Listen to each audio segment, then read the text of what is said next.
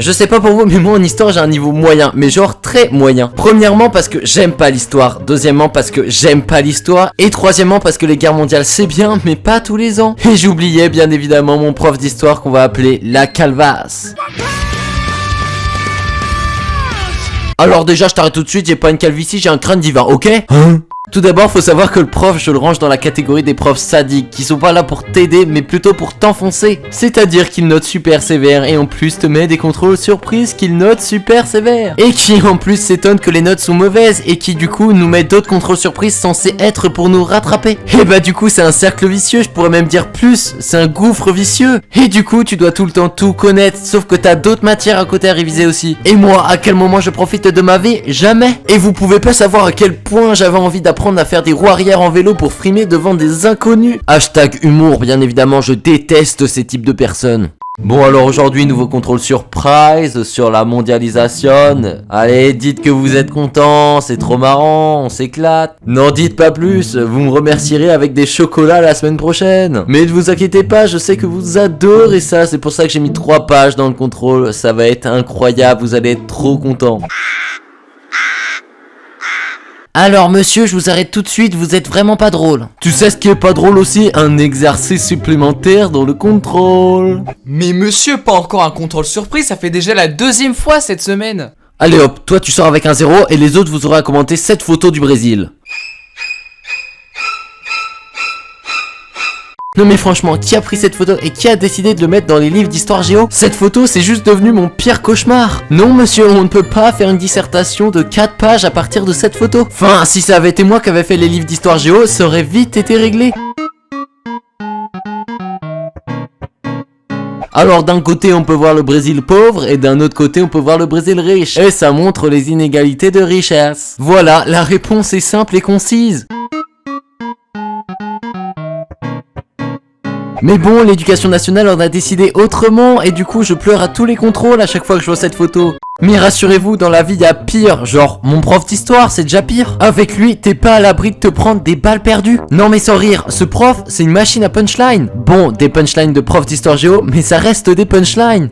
Et tu trouves pas que le prof, il a une méga grosse calvasse? J'ai jamais vu ça, hein. On peut même voir son reflet dedans, regarde. Et toi t'as un sérieux problème. Ah non c'est vrai, t'es blonde, allez dehors. Tu sais quoi, la mise en place de ta scolarité c'est comme la première république, c'est un échec. Tu sais quoi, ta scolarité elle est complètement chaotique comme entre... Tu sais quoi, à chaque fois qu'il y a un contrôle, je sais pas si c'est toi qui le passe ou si c'est une notary bourrée qui le fait. Ton avenir c'est comme ta trousse, vide.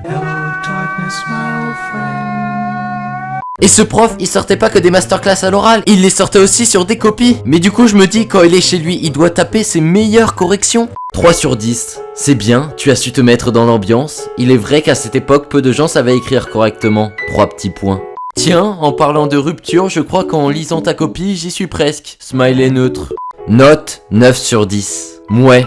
3 petits points. La note est élevée car petit contrôle facile. Cependant, je m'attendais à pire. Parler pendant mon cours avec son voisin semble plus intéressant que Napoléon. Oui, parce que c'est un grand fan de Napoléon comme 75% des profs d'histoire géo, mais lui, il fallait pas toucher à son Napoléon. Le taux d'exclusion d'élèves n'a jamais été aussi haut que pendant un cours de Napoléon avec ce prof. Sur 28 élèves, il a quand même réussi à en virer 12, sachant qu'à ce moment-là, la classe n'était pas pire que d'habitude. C'est vraiment à se demander s'il était pas possédé par les Illuminati.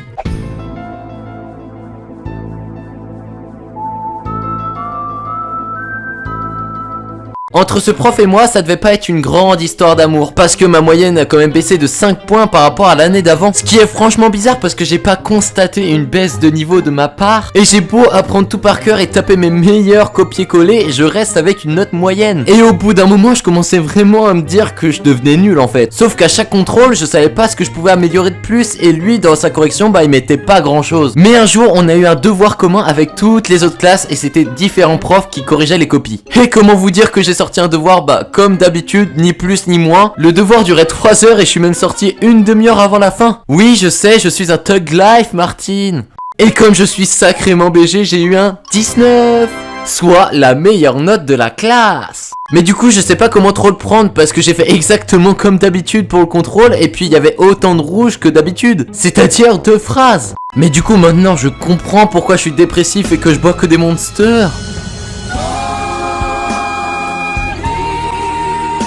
Cherchez pas à comprendre, j'ai essayé de faire une fin digne de ce nom, mais je crois que ça a pas trop marché, non. Même pas du tout, mais c'est pas grave.